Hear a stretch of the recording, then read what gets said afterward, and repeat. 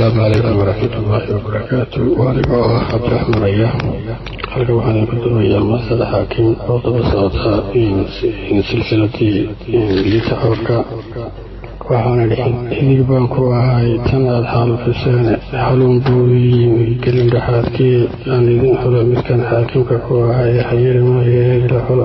in kala xaraanay xiriir weyn baad alsamaysaan anna xarafka mugtida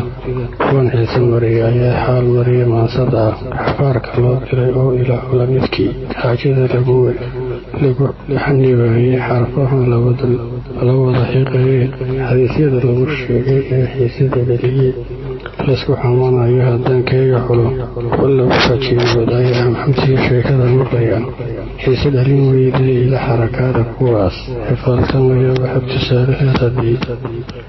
tusaalaheeda haddii lagu xabeebanayo xilkasban ku ahay xaraf odhahdii aan idin xulataan lagu jiray xaagaan dhaqaasho intaan xoolaanshaha xoolalkan xaafadaha la geeyey liinta xoorinaya oo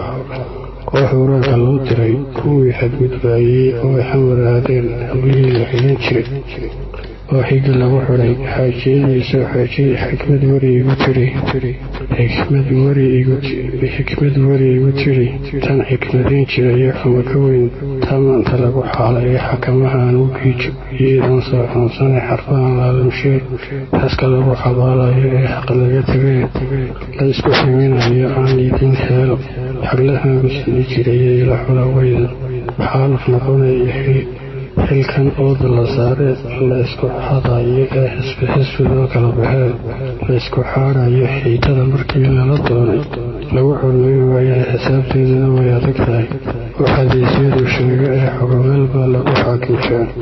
oo u adxisdeeyeen sheegaad gasheen sidii xoolihii xaashiyaad harxaqiiqdeen sidii bulsharaadkeeda xaalad wadibana xasuusteed lahin xiri xamrino allaalahoo xaakimaha xadka intaanu igala sii bixin aan iska reeb shallaydha